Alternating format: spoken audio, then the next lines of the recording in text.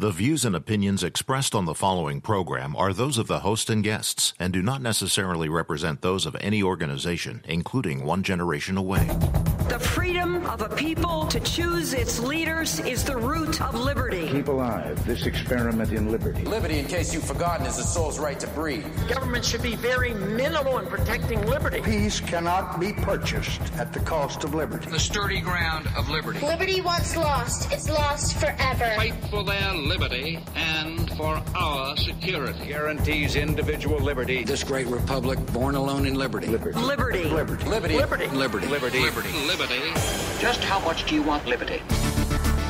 This is Liberty Nation with Tim Donner, a production of LibertyNation.com. Cutting through the double talk, taking on the topics, going after what the politicians really mean, and making it all clear.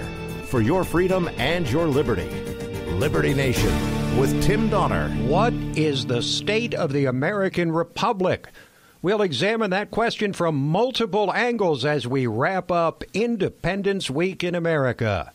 Welcome back into Liberty Nation Radio, a production of LibertyNation.com. And on this holiday week, we'll take a step back and examine the shape of this constitutional republic born in liberty 242 long years ago, as we offer up the view from inside the Beltway or swamp. And we'll be joined by a trio of writers from LibertyNation.com. Sarah Cowgill gives us the view from Trump country in the heartland. Mark Angelides will provide the international perspective on America in the era of Donald Trump. But we start with the state of the Constitution itself. We've been through an historic period for the Supreme Court in recent weeks with a series of major decisions that will resonate for years or generations to come. And the retirement of the swing vote on the court, Anthony Kennedy, soon to be replaced by a Neil Gorsuch-style nominee that will likely pull the court further towards the constitutional direction and away from the progressive direction it certainly would have gone if Hillary Clinton had won the presidency. But not all the action regarding the Constitution was at the Supreme Court. Don't forget those lower courts and state judiciaries. And joining us now to analyze the state of the republic from a constitutional perspective is our regular contributor, constitutional lawyer and LibertyNation.com legal affairs editor Scott Cosenza. So, Scott, from Article 1, 2, and 3 powers defining the powers of the three branches of government to the Bill of Rights defining the rights of the people, how would you describe the constitutional climate in the country now compared to, say, before Trump, to the beginning of this century, and to, say, a generation before that? I would actually choose to go even before the generation before that, okay, which is to go back to the founding and the generations that followed the founding, which is to say that they had a far different understanding of how those three articles and those three institutions would interact than we do now, and namely with respect to the Supreme Court. The topic of so much interest as of late with Anthony Kennedy's resignation, the Supreme Court now seems to decide almost every controversial issue that we have in this country, whether we're going to be able to get abortions, whether aspects of the drug war, these immigration questions, who's going to be able to come and live here and how they're going to be able to live, whether you're going to be married to somebody you want to be married to. And that is a far remove from how the order of the constitutional order was envisioned, where Congress, the first branch, the first article, and the People's Branch, the People's House, were to control these things. And I actually think that that's a sad state of affairs. So you're saying that Congress is failing to assert their Article 1 powers, that they need to step up and be more assertive in terms of legislation and not be so dependent on the court serving as a backstop for whatever it is they want to do or feel they can do or can't do. They have part of the blame, and part of the solution lies with them, I would say, Tim, and also part lies with the executive. Let's not forget that when Congress passes these massive pieces of legislation that grant all sorts of executive rulemaking authority, the executive can, and I think they have the duty to say, This is not within the executive's purview. Now, that's usually not done because who wants to give up power when Congress cedes it to you? But Congress does so they don't have to do the dirty work of deciding, where the regulations lie. But that is their purview in the Constitution, and I think they should exercise it. Now, from an historical perspective, how significant do you see the inevitable upcoming shift of the court majority in the constitutional or strict constructionist or originalist direction? Does this signal a new era for the court, or is that an exaggeration? Well, we won't know until we look backwards through the lens of history, Tim. I do hope that we get a new strict constructionist direction. For the most part, I think it'll just sort of take away the inevitable guessing about how Justice Kennedy would rule in a given case if we have somebody who's a bit more predictable. But Justice Kennedy did have a sort of libertarianish bent, and so that is the bent that we would think that a constitutional a strict constructionist justice may have. So I don't think we're looking at a sea change necessarily, but perhaps it will. What we get in terms of a new justice on the court will only be viewable after seeing how they rule on the cases before them. It kind of blows my mind somewhat to think about the number of Republican appointees or nominees to the Supreme Court as opposed to Democrats. And looking back, again, from an historical perspective, I mean, David Souter and John Paul Stevens were both appointed by Republicans and yet turned out to be as far to the left as any of the Democrat appointees. Imagine where the court would be if David Souter had turned out to be what George Bush had promised he would be, and if John Paul Stevens had turned out to be what Gerald Ford had expected him to be. It would definitely be a different world. Indeed. Now, it seems that the left has been reduced to talking about things like a court-packing scheme, which FDR, Franklin Delano Roosevelt, attempted to do to get his New Deal agenda through after the court had rejected one of his New Deal propositions after another. So they're talking about adding as many as 6 new justices to give themselves the chance at a majority. Isn't this a sign of really how desperate the progressives have gotten? Tim, when I was a kid on the playground and you wanted to institute a new rule, you would say, I call this or I call that. Like, I call this tree is safe. I call this line is out of bounds. And then if you really wanted to get smart about it, you would say, I call, you can't call without my permission. And what that meant was that no new rules could be made then after you made the one that you just settled upon. Sort of like sort of like dibs, huh? I get dibs on the shot. I don't understand. The Constitution doesn't allow for dibs. So I've read about this fantastic plan from one of my betters at either Harvard or Yale who first instituted it.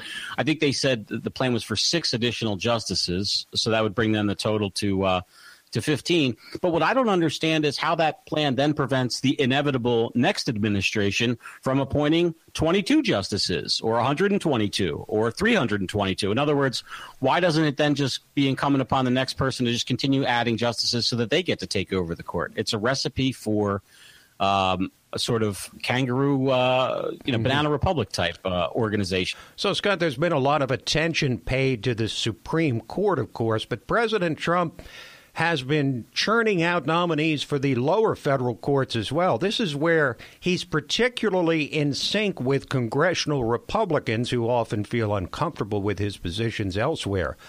To the point where Mitch McConnell, the Senate Majority Leader, has commanded the Senate to stay in session in August, a rare move, so they can confirm more of Trump's judicial nominees and break through the obstruction of the Democrats. So talk a little bit about the effect that Trump has had, not just on the Supreme Court, but through the federal judicial system.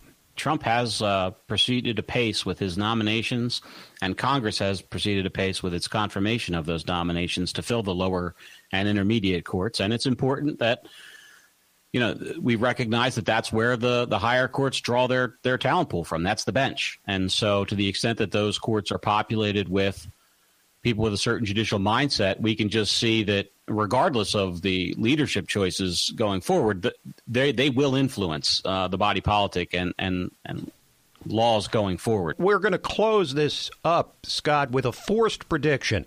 Assuming we get the Gorsuch-Scalia-type nominee we expect from this president to replace Anthony Kennedy, does this court overturn Roe versus Wade, which is what the left is hysterically predicting? Yes. Thank you, Scott. You're welcome. Scott Cosenza, constitutional lawyer and LibertyNation.com legal affairs editor. Now it's easier than ever to get your daily dose of truth. Simply download the new LibertyNation.com app from the Apple App Store or Google Play Store and access top news and analysis on your phone anytime. Remember, with LibertyNation.com, truth is making a comeback. Quick break, and then we'll continue our look at the state of the American Republic this Independence Week with the international perspective. From LibertyNation.com, managing editor and international writer Mark Angelides. Liberty Nation with Tim Donner.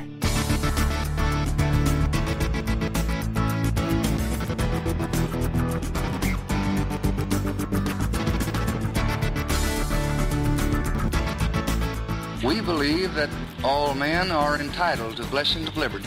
This is Liberty Nation with Tim Donner. Well, as much as President Trump has shaken and stirred domestic politics, it's on the world stage where Trump's disruptive style may well have its greatest long-term effect.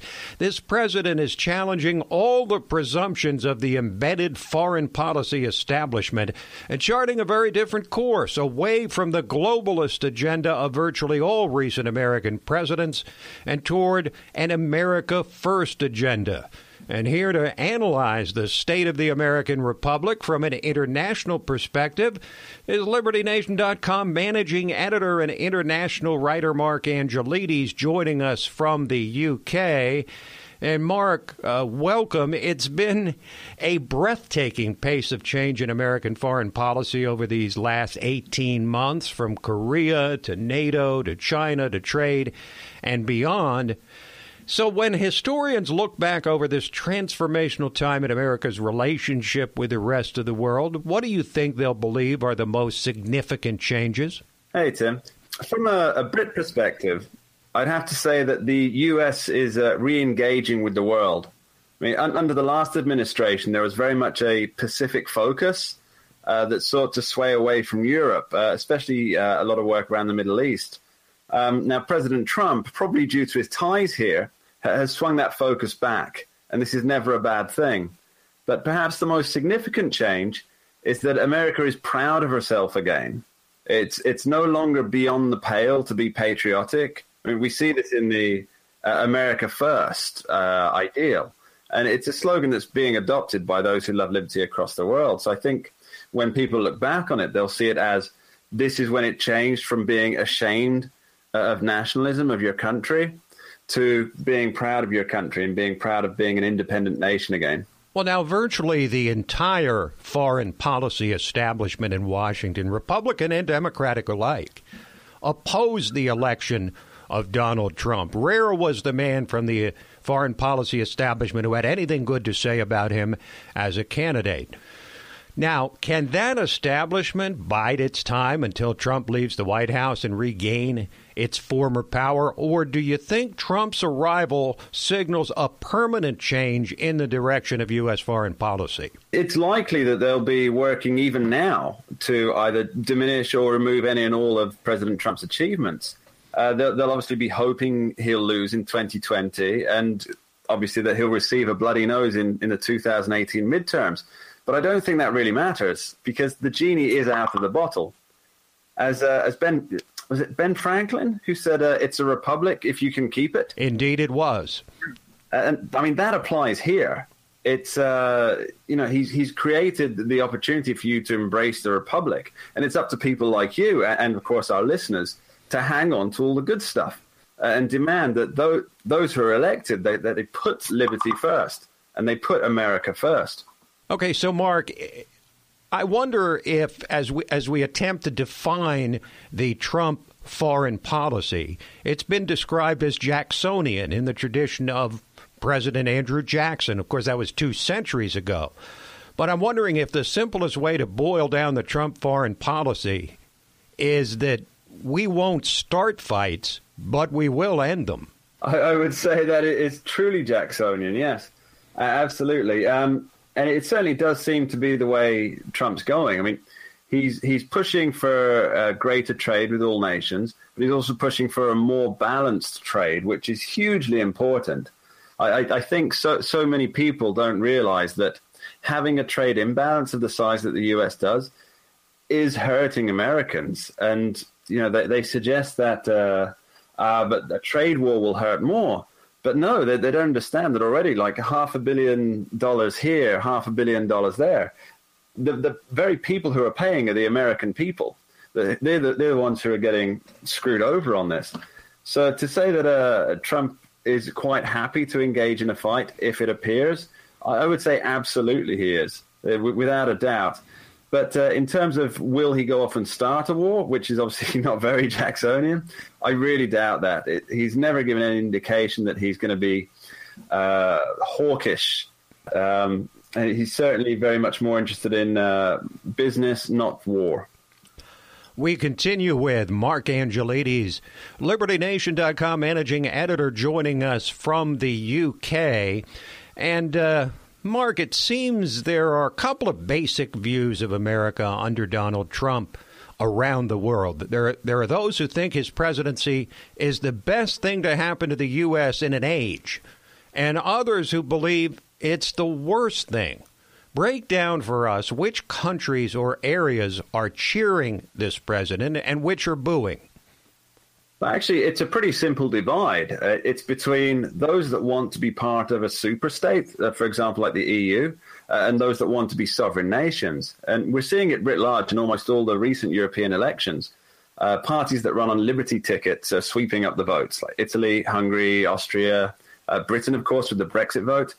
I mean, even there's a lot of Asian nations that are pretty excited. I mean, China loves doing business with Trump, despite the talk of the trade war. North Korea has to be happy. And consequently, of course, because of that, Japan and South Korea. The ones who aren't loving this, like Canada, Mexico, Germany, now these are nations that are fully on board with a globalist, open border, supranational game plan. Trump's just busting that wide open, and they hate it. That's where the divide lies. Yeah, no question that he is not very popular in Europe, but he's like a conquering hero in Asia and in much of the Arab world. So there is this clear dichotomy of love and hate for Trump internationally. Mark, it seems just the way there is here in the United States. You either love him or you hate him. Yeah, absolutely. It's the globalist division, I think of it as. There are those that believe in nation states, and there are those that don't. And you can pretty much draw the line straight down the center as would they support Trump, whether they like him or not, but would they support Trump or would they oppose Trump? And the difference is globalist or sovereign. Yeah, it's not that difficult a divide to figure out now, is it? Thank you, Mark. You're very welcome, Tim. Mark Angelides, managing editor for LibertyNation.com, joining us from the UK. Up next, in our look at the state of the American Republic, the view from the swamp. Liberty Nation with Tim Donner.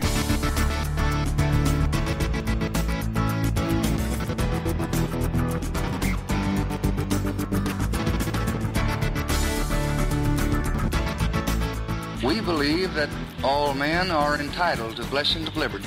This is Liberty Nation with Tim Donner. Well, as we examine the state of the Republic from inside the Beltway, or the swamp as it's come to be called in the era of Donald Trump, the current debate over illegal immigration provides an excellent framework for where the two bitterly divided sides of the political aisle are coming from.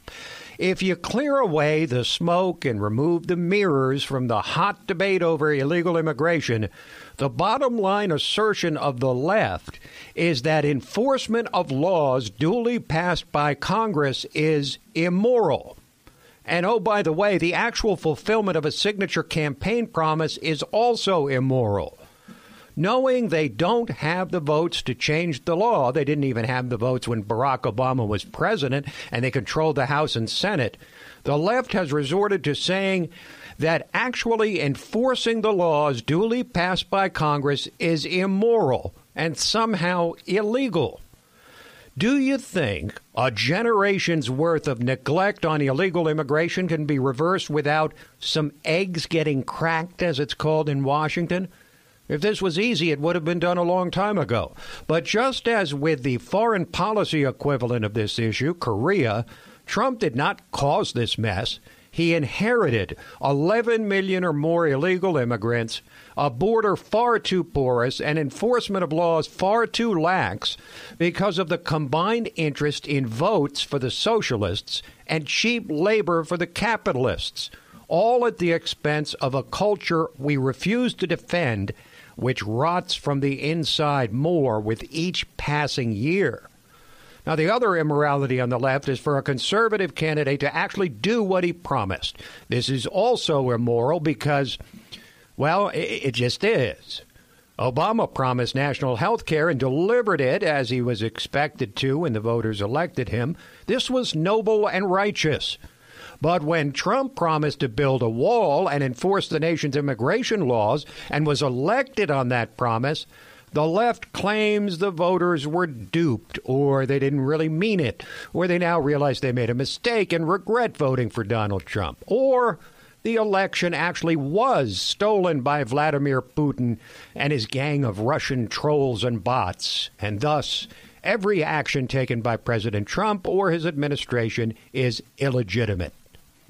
But while enforcing the law and fulfilling a signature campaign promise are now considered immoral by the left, here is the flip side, the things they do not consider immoral. Openly defying federal law and creating illegal sanctuary cities.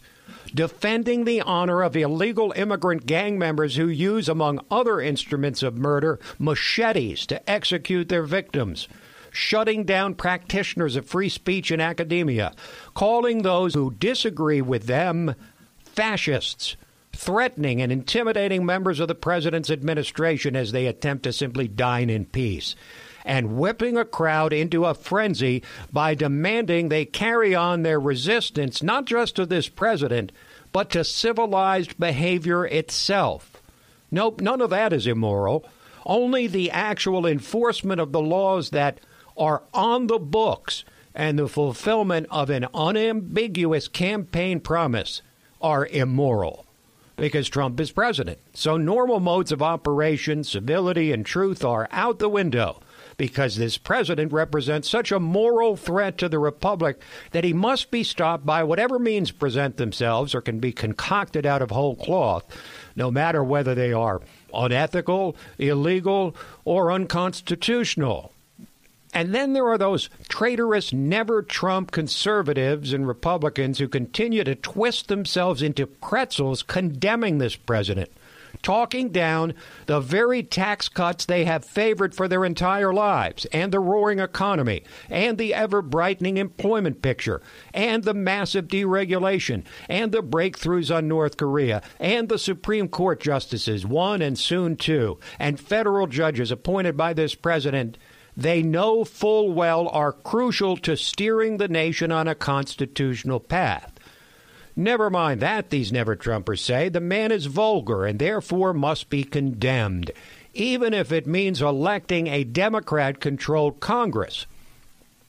I mean, George Will, Mr. Conservative and de facto flagship of the never-Trump movement these days, actually wrote a piece in the Washington Post recently, which was headlined, "Vote against the GOP this November," mocking Republicans who actually support their own president's agenda and actively promoting a Democrat majority in the House that would stymie everything Trump tries to do.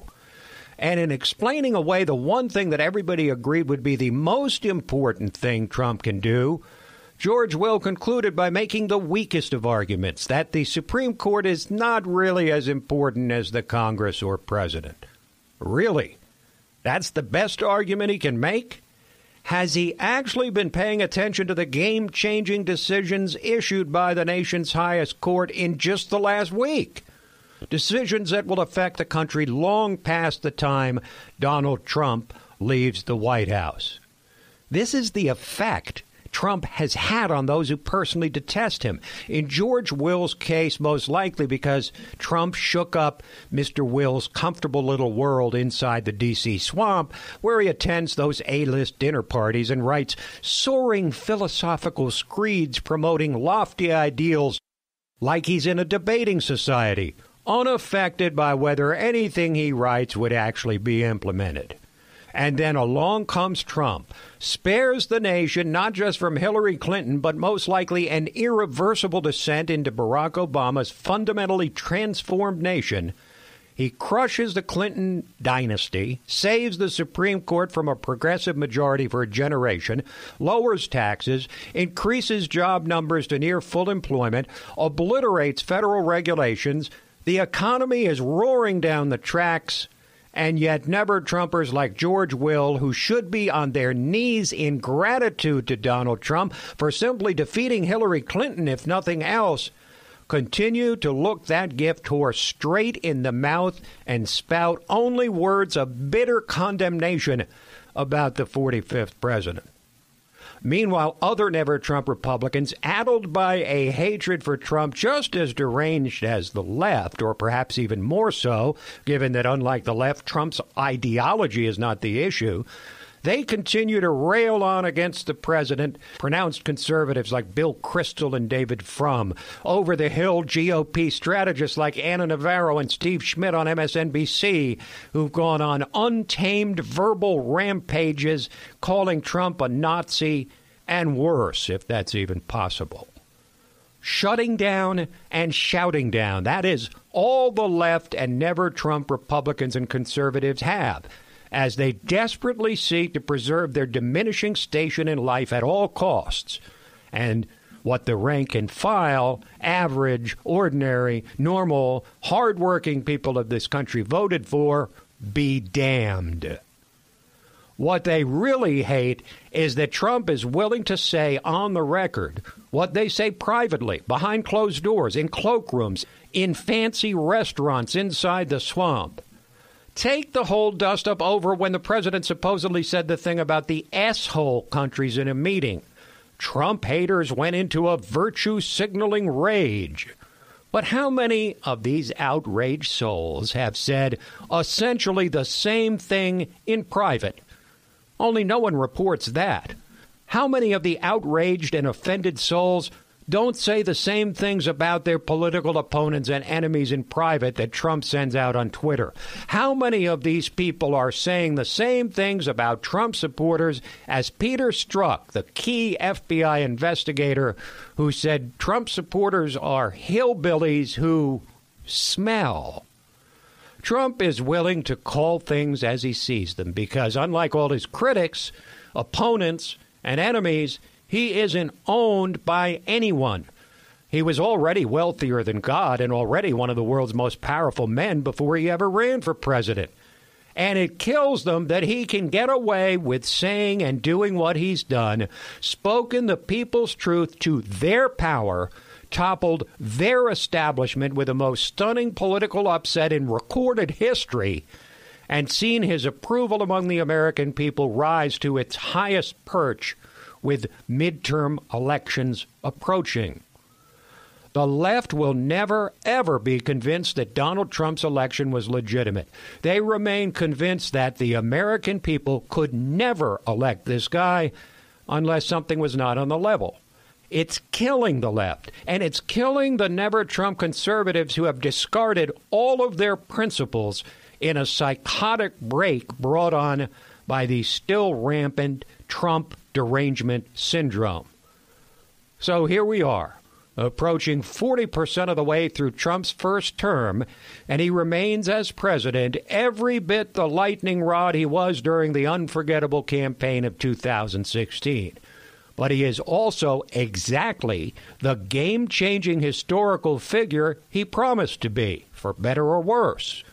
And the desperate wailing of a vanquished political establishment and the disloyal opposition willing to burn down the Constitution to run him out of the White House will ultimately serve to simply confirm the very reasons why the voters elected Trump in the first place. Now it is easier than ever to get your daily dose of truth. Simply download the new LibertyNation.com app from the Apple App Store or Google Play Store and access top news and analysis on your phone anytime. Remember, with LibertyNation.com, truth is making a comeback. Quick break, and then we'll conclude our examination of the state of the American Republic with the view from the heartland with LibertyNation.com national correspondent Sarah Cowgill. Liberty Nation with Tim Donner. Well, if it were not for the folks in Pennsylvania, Michigan, and Wisconsin, not to mention Ohio and Iowa and Indiana and Missouri, Donald Trump would not be sitting in the Oval Office. The pitchfork rebellion that landed the bombastic billionaire in the White House emanated from the forgotten citizens of the Midwest, likely the same people who'll determine if this president gets one term or two. So how's the president doing out there now? LibertyNation.com national correspondent and flyover specialist Sarah Cowgill joins us for analysis from southern Indiana. Hello, Sarah. Hey, Tim Donner. How are you today? I'm doing well. So, flyover country, the heartland, where Donald Trump's message resonated enough for the people there to roll the dice and send this disruptive loose cannon into the White House. So, how would you assess the reaction to the president's first 18 months? Are people out there generally disappointed, getting about what they expected, or pleasantly surprised? Well, that depends on who you ask. If you ask the conservative people in the Midwest and the flyover states, they are frustrated not with Donald Trump, but frustrated with the lack of support in Congress. So there's one part. Now, if you ask the Democrats or the socialists or the progressives, they're going to tell you that they hate him and he needs to be hung. Right, but other than that, they like him. Exactly. All right, so that's about what we might have expected. But let's talk about the core of Trump's support out there, which would be, of course, Republicans, but also those blue-collar Democrats who once, long ago, voted for Ronald Reagan, then sort of drifted back to the Democrat Party, and then sort of out of play altogether, but now back in play, of course, after 2016, very much so. Those who supported Trump out there, what is their view? Disappointment about what they expected or pleasant surprise? They are energized. They are pleasantly surprised. They are energized. And the more that the left acts up and tries to denounce this president, the more solid his base becomes here in flyover country.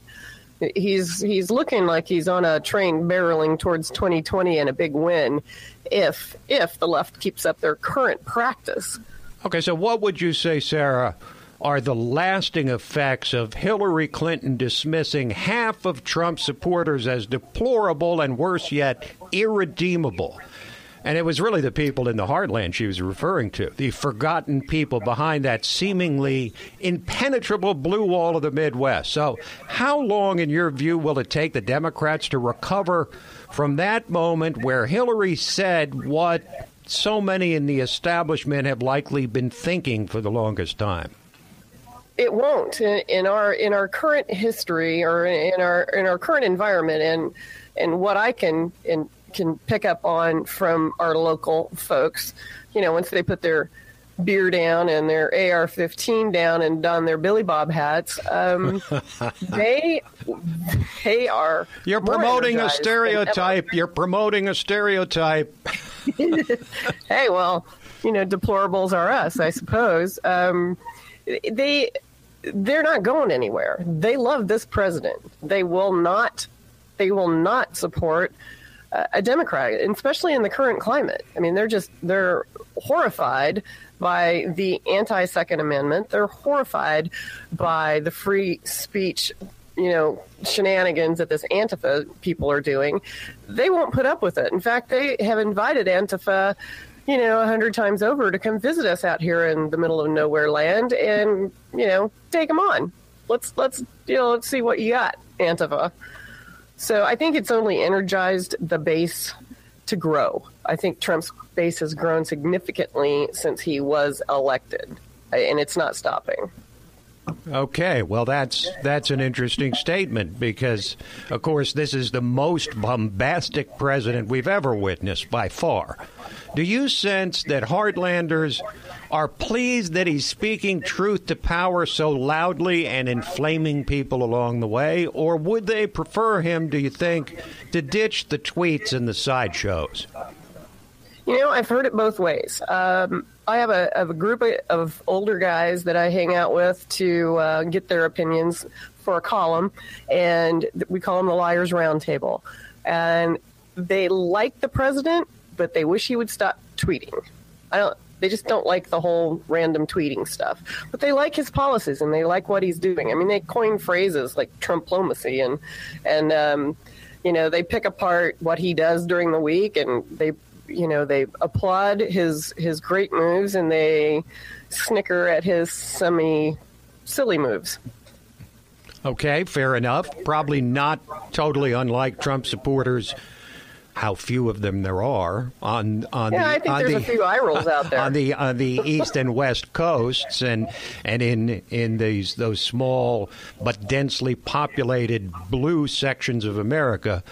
But it begs the question now, after the basket of deplorables and irredeemable and what Trump said to appeal directly to the interests of those who'd been forgotten in the heartland.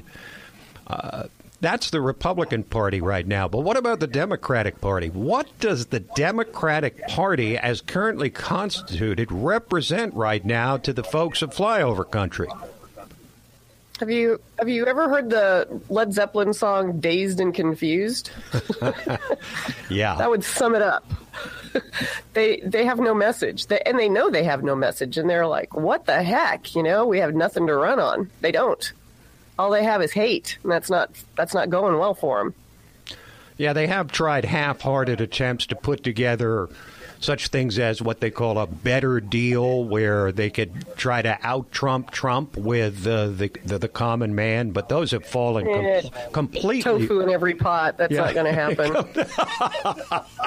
Oh, we have to start a new movement. Hashtag tofu in every pot. And you heard it here first from LibertyNation.com.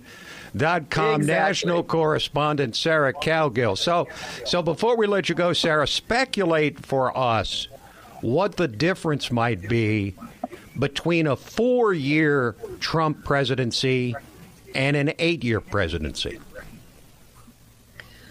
I would imagine that if it's a 4-year presidency, the Antifa will fade into the distance and the deplorables will rise up.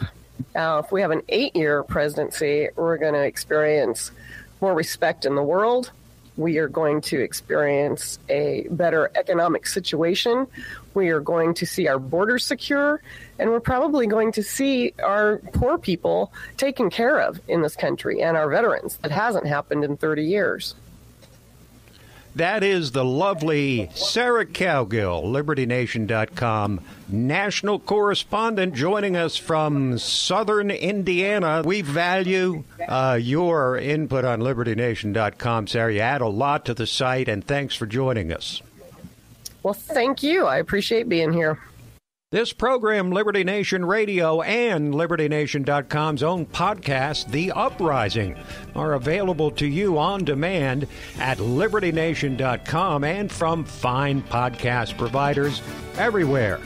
So that is it for this week, but we'll be back at you talking liberty again next week. Till then, this is Tim Donner saying stand up for liberty. And we'll see you next time on Liberty Nation Radio.